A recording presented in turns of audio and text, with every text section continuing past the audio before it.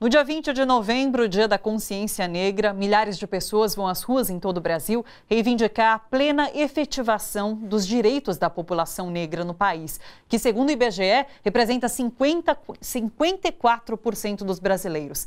O dito pacote anticrime do ministro Sérgio Moro e o genocídio da juventude negra têm sido temas centrais nos debates de movimentos negros que estão construindo a Marcha da Consciência Negra de 2019. Outra pauta é o encarceramento em massa, que afeta principalmente homens jovens negros. Eles são quase 65% da população encarcerada no país. Hoje é dia de participação do Fundo Brasil de Direitos Humanos aqui no Bom para Todos e vamos conversar sobre a história da Marcha da Consciência Negra, suas principais pautas este ano e como a derrubada da prisão em segunda instância pelo STF afeta especificamente a população negra. Estamos com Milton Barbosa, um dos fundadores do Movimento Negro Unificado, que completou 40 anos em 2018, Gabriel Sampaio, que é coordenador do Programa de Enfrentamento à Violência Institucional da Organização Conectas Direitos Humanos, e Uli Carolina Zizo, que é assessora de investimento social do Fundo Brasil. Sejam todos muito bem-vindos. Muito obrigada pela presença. Obrigado. Eu vou começar, inclusive, com o Milton, porque olha só, eu peguei uma fala sua, Milton, da, se eu não me engano, marcha do ano passado. E daí você disse o seguinte: até então tudo era um projeto de governo, mas falou, nós estamos presentes em todos os lugares, seja nos morros, nas favelas ou trabalhando na casa da elite. Nós temos de ter a consciência para derrotar esse projeto genocida, que até então era só um projeto, mas que esse ano a gente vê muita coisa acontecendo em relação a isso também. Estamos aqui para salvar a vida daquelas crianças. E na ocasião você apontou algumas crianças, mas a gente pode remeter às crianças que estão sendo assassinadas, por exemplo, no Rio de Janeiro. Eu queria que você falasse um pouquinho especificamente sobre a pauta da Marcha da Consciência Negra nesse ano, nesse momento que o Brasil vive. Então, a Marcha tem uma preocupação muito grande com esse projeto de genocídio e que se abate especificamente sobre a população jovem e crianças, né? Tá vendo que estão acontecendo coisas incríveis aí, com crianças que nem têm noção de nada, eles estão sendo executadas, né?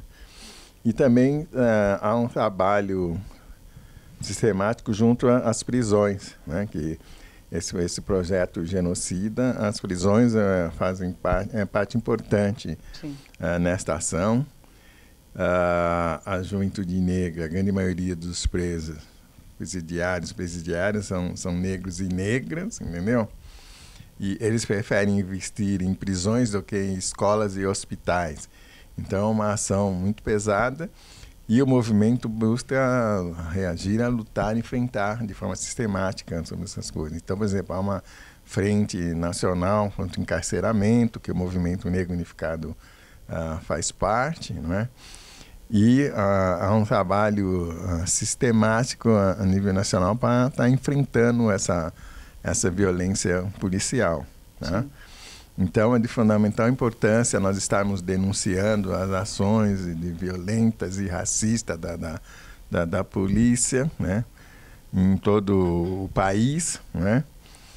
Faz parte isso do nosso dia a dia e é importante trazer os trabalhadores para também participarem desse processo. Sim. Né? O movimento está completando 40 anos, completou ano passado, né? Um movimento bastante atuante. Sim.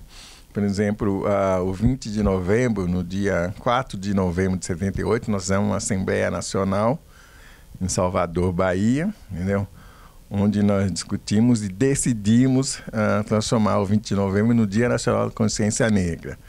Inclusive, foi um processo difícil. Tinha um cara na Assembleia Nacional em cima de um gravador. E naquele tempo, não é que nem hoje um celularzinho, você pega as coisas, mas era um catatal. O cara deitado em cima, de forma bem provocativa. Aí nós discutimos, né, cantamos, analisamos. A gente podia, por exemplo, ter tomado o gravador dele, dado um pau nele, mas aí a polícia invadia e acabava com tudo. O que interessava para nós era garantir o 20 de novembro como o Dia Nacional da Consciência Negra. Então nós deixamos rolar, mas criamos a data e é um processo que se esparramou para todo o país. Então, em todos os grandes centros estão sendo realizadas essas marchas e nas escolas se debate, se fala da importância do Dia Nacional da Consciência Negra, o papel do Zumbi das Palmares, da Andara, né? Então, é um processo bem amplo mesmo, né, claro, de ação e de luta, de sim, trabalho de mobilização, de trabalho cultural, de ações educacionais. Então, e também tem que ter ações em relação a essa coisa da mídia, né? Nós temos que montar uma estratégia nessa área aí também. de comunicação também, Isso. claro. Agora, Gabriel, você falou muito sobre essa decisão do STF nesses últimos dias, e eu queria que você falasse sobre a relação dessa decisão com as pautas do movimento negro. A advogada que representou o Conectas lá durante essa sessão no STF, é uma advogada negra que falou sobre essa relação da pauta negra com essa decisão no STF. Eu queria que você explicasse para todos nós qual é essa relação. Com certeza, foi muito importante que a Silvia pudesse representar a Conectas naquele momento no Supremo Tribunal Federal. Foi a única mulher a falar e foi a única mulher negra a usar da tribuna do Supremo Tribunal Federal. Isso diz muito sobre o país que nós vivemos e por que essa pauta é tão importante para o movimento negro. Sim. Veja, nós temos uma reminiscência muito clara do período de escravatura no país, né? Mais de 380 anos de escravidão e um país que não se reconciliou com a necessidade de estabelecer políticas públicas para efetivar de fato um país democrático. Isso não foi construído e o resultado disso é o retrato das nossas prisões e é o retrato das mortes violentas no país. 2/3 dos presos hoje são jovens negros, né? Das mortes violentas, que já são mais de 60 mil por ano, 75% são compostas por corpos negros. Então, é óbvio que o país sentiria o impacto e o efeito de não se resolver com essa crise histórica, com essa crise de destino. Então, o tema do julgamento, por dizer respeito diretamente às prisões no país, diz muito sobre a luta do movimento negro e a luta de todos aqueles que defendem uma democracia efetiva no nosso país. A Silvia pôde trazer ao Supremo Tribunal Federal este debate e o quanto isso influencia os dados da justiça criminal no país. Nós temos certeza que um país que é capaz de construir políticas sociais, políticas de desenvolvimento, certamente teria outras condições ou traria outras agendas para o movimento. Mas, infelizmente, o movimento tem que se ocupar dessa agenda, porque essa agenda diz respeito, sim, ao movimento negro, diz respeito sim a um sistema de justiça criminal que lida diretamente com esse racismo estrutural da sociedade. Eu vi 2 casos que repercutiram bastante. Um depois parece que foi corrigido, que é o do Rafael Braga, mas parece que ele está em prisão domiciliar agora, e o do DJ Renan da Penha, que estava preso. Acho que ele vai ser uma das pessoas que vai entrar em liberdade, vai ser liberto agora, e é um jovem fomentador do funk, e muito da prisão dele também tem a ver com a política que está em voga hoje em dia. Nós vamos perceber em qualquer retrato que nós fizermos das prisões no nosso país, o quanto ela tem esse componente étnico, esse componente de classe social. Então, você citou 2 exemplos. Eu estudei no meu mestrado outros tantos exemplos na comunidade de Heliópolis e em todo o Brasil nós vamos encontrar exemplos como esses.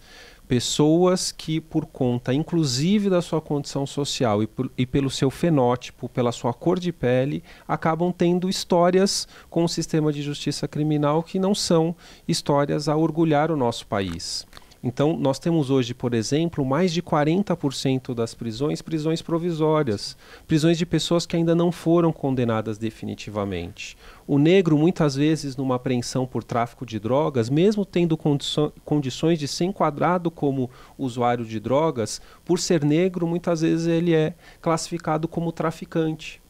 Um pouco que representando essa que foi a política pública escolhida pela nossa sociedade para o negro, estar na prisão ou estar numa cova. Sim. Então, o nosso sistema de justiça criminal vai ter diversos exemplos e certamente essa decisão que foi tomada pelo Supremo Tribunal Federal, ela tenta minimizar um problema que é um problema grave do sistema de justiça criminal. Neste momento, deve-se respeitar o trânsito em julgado de uma decisão condenatória para que haja a prisão. Quem sabe a gente não possa discutir ainda mais esse tema e até avaliar o conteúdo das prisões provisórias hoje. Sim. Hoje dizer que um negro, por portar uma pequena quantidade de drogas ou por qualquer outro motivo, dizer que esse negro fere a ordem pública pela sua condição social é algo muito corriqueiro, quando muitas vezes a ordem pública é que viola direitos e garantias fundamentais daquela pessoa negra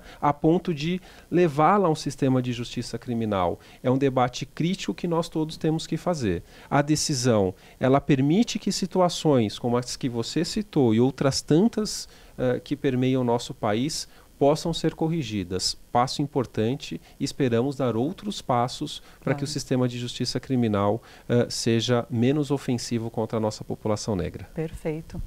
Uli, eu queria que você explicasse para a gente o que o Fundo Brasil tem desenvolvido em relação a fomento a ações que discutem pautas voltadas a questões raciais e que diminuem de alguma forma os problemas raciais que a gente que sabe que existe aqui no país. Boa tarde. Então, o Fundo Brasil, ele já apoiou mais de 500 iniciativas em prol dos direitos humanos, dentre as quais aquelas que procuram combater o racismo e suas mais diversas decorrências, como a discriminação, o preconceito, a violência do Estado, o feminicídio, o extermínio da juventude negra também. Ou seja, desde a sua criação, o Fundo Brasil apoia os movimentos negros, apoia o enfrentamento ao racismo de modo geral.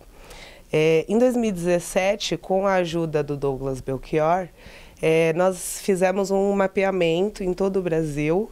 Então, nós ouvimos mais de 200 organizações, grupos e coletivos protagonizados por pessoas negras, para a gente tentar entender quais as pautas prioritárias, quais as estratégias já desenvolvidas nesse campo.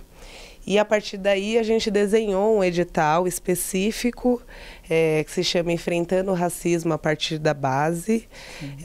Esse edital apoiou 10 iniciativas de todo o Brasil. E então é isso,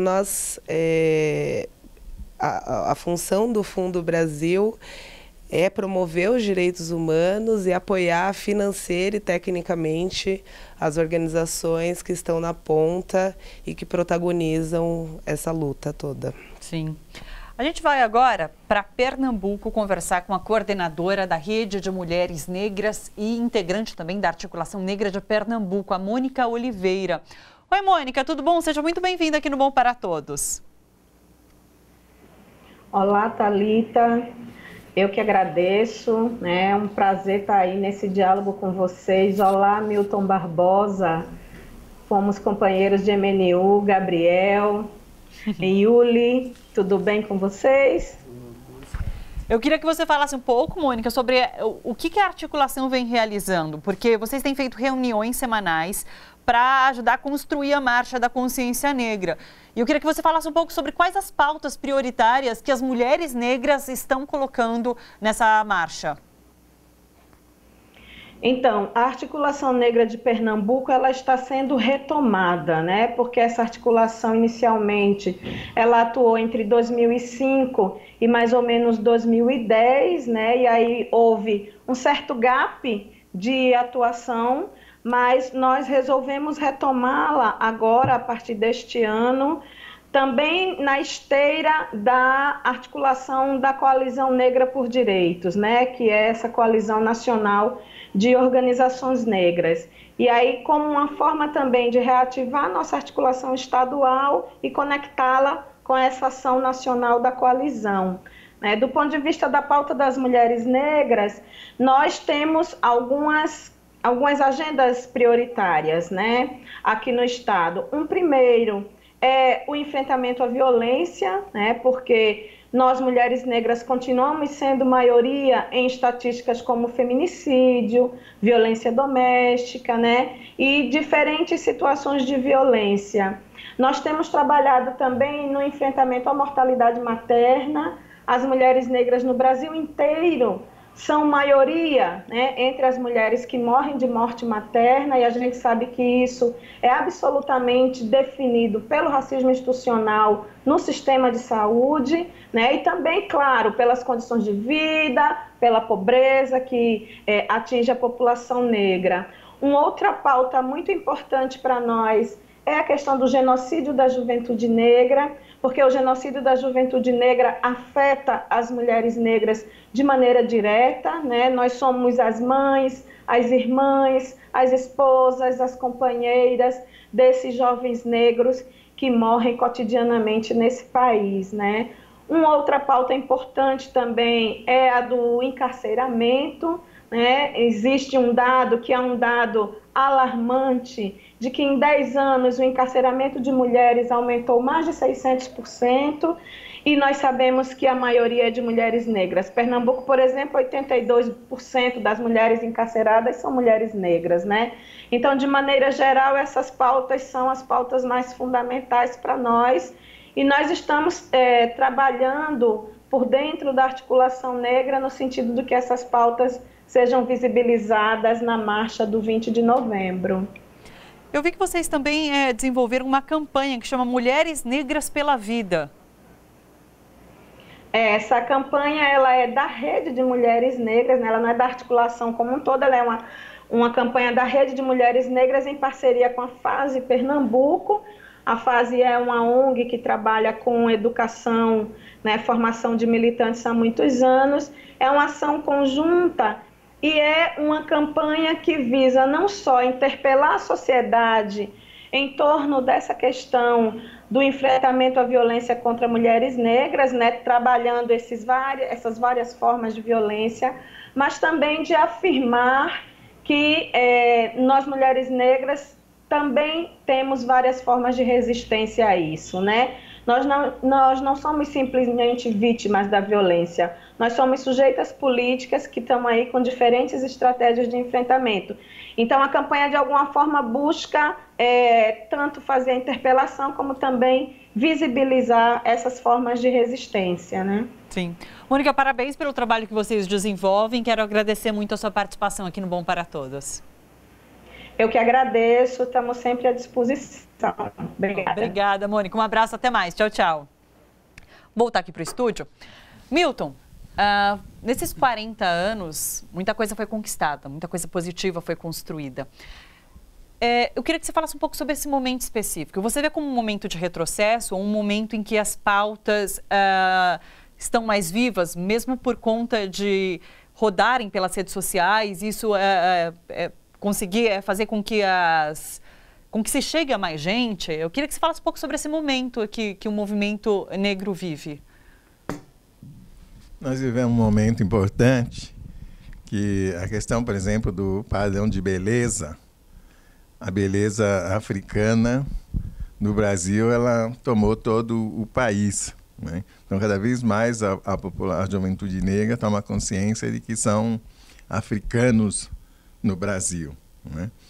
E com toda aquela coisa da miscigenação, que se tenta fazer uma manipulação, mas mesmo a juventude miscigenada, essas coisas todas, eles têm consciência de que fazem parte de um setor da sociedade que a classe dominante, a burguesia, que oprime todo mundo, todos os trabalhadores, tenta oprimir, reprimir, matar, né? Há um projeto de genocídio pesado sobre nós. Então, nós vivemos um momento importante, que a juventude se sente orgulhosa de estar com os cabelos trançados, o Black Power, né? Cabelo crespo. Então, isso é fruto de um trabalho sistemático do movimento negro, e o movimento negro unificado é a base dessa ação.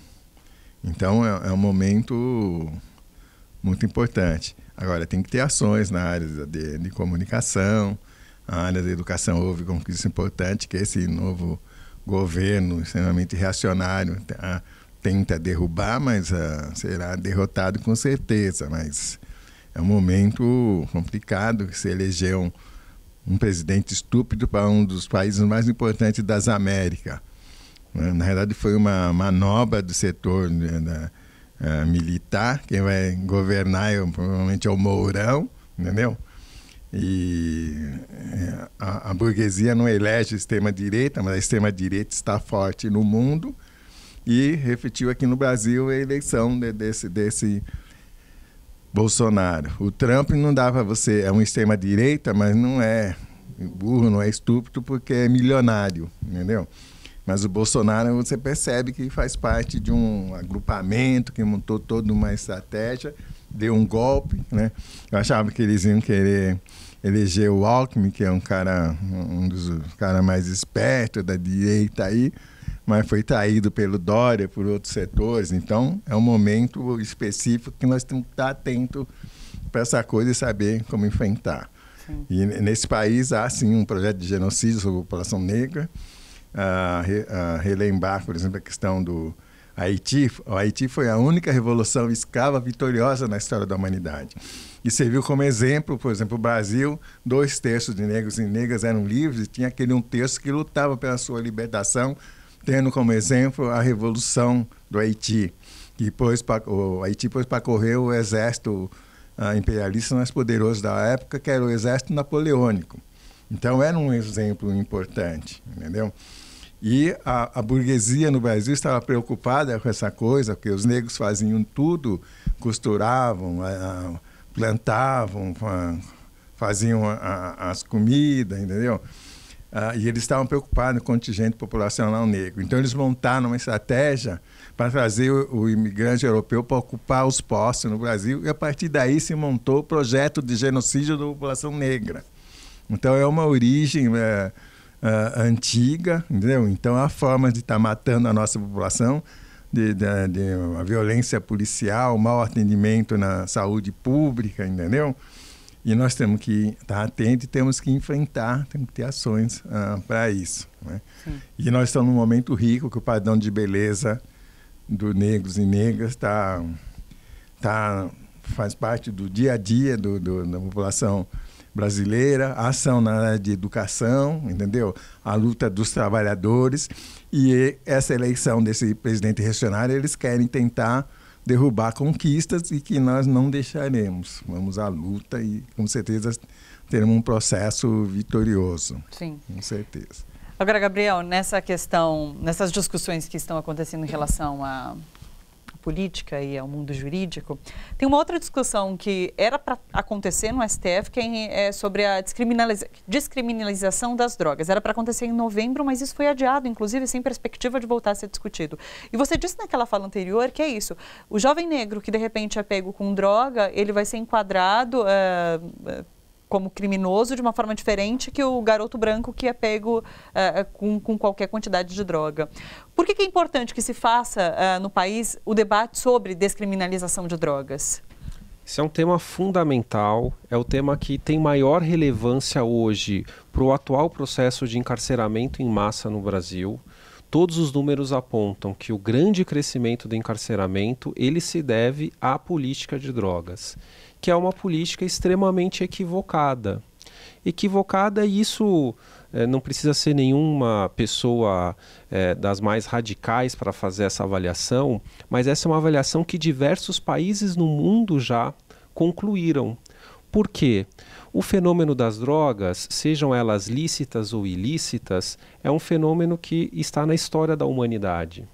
Sempre que houve sociedade, houve o fenômeno de drogas, e isso é uma luta em relação à qual não se deve ter expectativa de que as pessoas de uma hora para outra deixarão de consumir as drogas. O fato é que uma política com o ímpeto de acabar com o consumo de drogas se reverteu, na verdade, numa política de extermínio de determinadas populações. E no Brasil, essa política se revela contra a população negra. E, de acordo com cada país do mundo, nós vamos notar que, em geral, os mais vulneráveis é que sofrem com essa política de extermínio, que é de todo equivocada e que gera esses dados tão ruins para a nossa sociedade brasileira e mundial, como se sabe. O grande argumento que se usa para essa criminalização das drogas em geral é o argumento da saúde pública. Sim. Quando hoje nós sabemos que drogas lícitas, por exemplo, incidem enormemente nos índices de violência. quantos feminicídios não são praticados por homens movidos pelo consumo de álcool no Brasil, por exemplo. Mas o setor empresarial relacionado a essa droga lícita tem toda uma aceitação social. Sim. Em relação a outras drogas, como a maconha, por exemplo, que está sendo tematizada pelo STF com a possível descriminalização, por exemplo, nós temos dados, inclusive hoje, que apontam para sua relevância no uso medicinal. E o seu efeito, um efeito que pode ser aproveitado de acordo com as suas substâncias, as substâncias ativas dessa droga para, inclusive, ter efeitos medicinais. Então, o Supremo Tribunal Federal hoje debate esta política de drogas, mas, sobretudo, sobre a conveniência da descriminalização. Consumir droga não é um fator que gera um risco a um terceiro.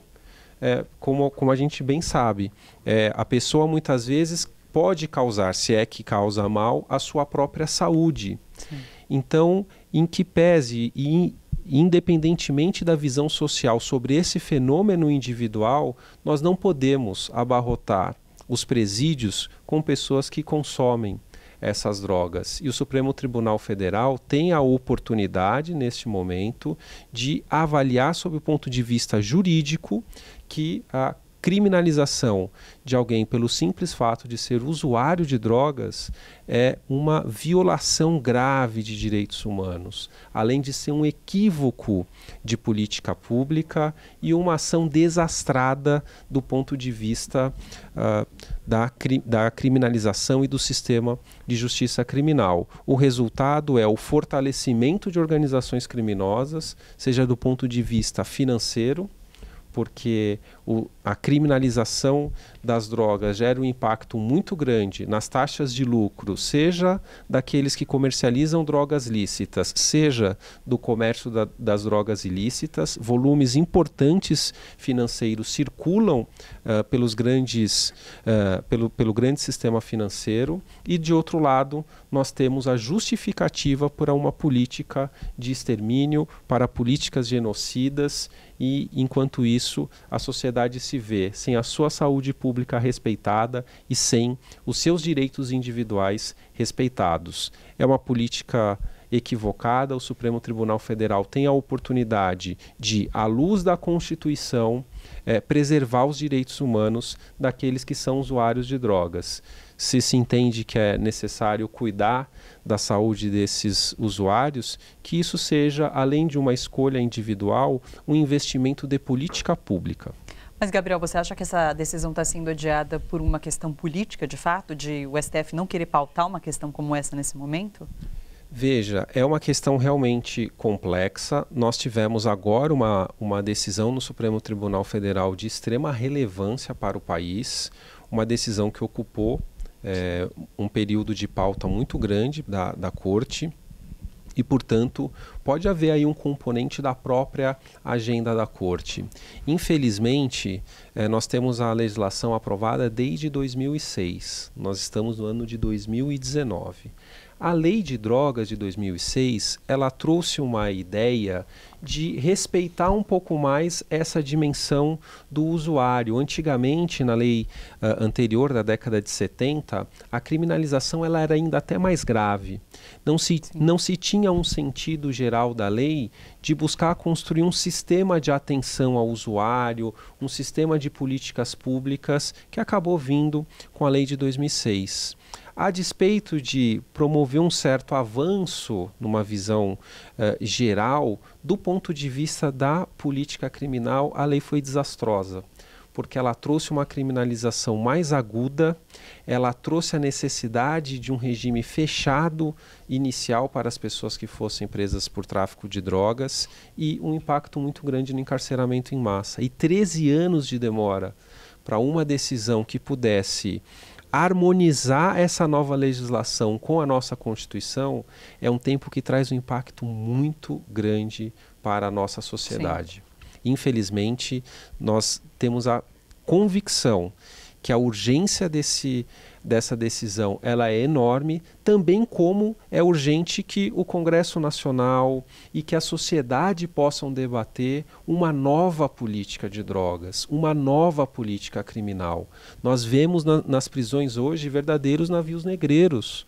Nós vemos hoje nas covas cavadas por conta da atual política errática de segurança pública e do sistema de justiça criminal um verdadeiro extermínio, um genocídio de parte da nossa população. Se nós não tematizarmos isso, procurando construir uma sociedade verdadeiramente democrática, com políticas públicas para a juventude, com acesso à educação, com acesso a trabalho e renda e com a melhoria de direitos, nós vamos infelizmente perder a oportunidade de ser um país que exerça todas as potencialidades que nós temos. Claro.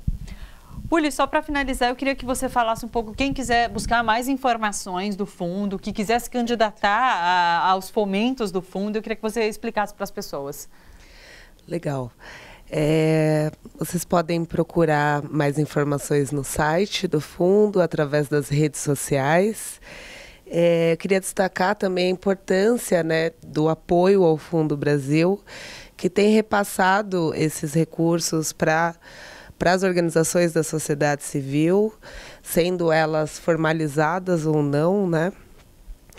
E por meio dos seus editais, das chamadas públicas, a gente vem fazendo esse trabalho de fortalecimento e de potencialização das organizações que lutam contra o racismo e em prol dos direitos humanos. Claro. Quero agradecer ao Fundo Brasil de Direitos Humanos por trazer esses debates aqui para a gente. Muito obrigada. E, Milton, só para finalizar mesmo agora, as pessoas que quiserem participar no dia 20 de novembro, aqui em São Paulo, você já tem mais informações sobre a marcha? A marcha ela vai... O microfone. Isso. A marcha vai ser no dia 20 de novembro. Tem horário? Nós iniciamos a concentração às 11 horas e às 14 horas nós saímos em caminhada. Onde às 11 horas? Lá no MASP, na Avenida Maravilha. Paulista. Nós saímos de lá e vamos lá para Teatro Municipal, que é onde historicamente o movimento negro faz manifestações. Então vai ser muito importante a presença da pessoal nessa marcha, tá? Onde vamos estar debatendo a questão do encarceramento em massa, como é que nós temos que lutar, a exigência de direitos, enfrentamento à violência policial, ao racismo institucional, ao racismo nos meios de comunicação. Então, está perpassando por essa manifestação a questão da mulher negra, né, que as mulheres negras estão fazendo um trabalho muito forte, muito bonito. A Marcha das Mulheres Negras é exemplo e dá norte para essa luta também. Claro. Olha só, você que curte a TVT e quer contribuir com a gente para que a nossa programação chegue cada vez mais longe, se inscreva no nosso canal do YouTube /Rede TVT e torne-se membro. Ou então faça a sua contribuição em nosso Catarse. É só acessar catarse.me/TVT. A gente agradece.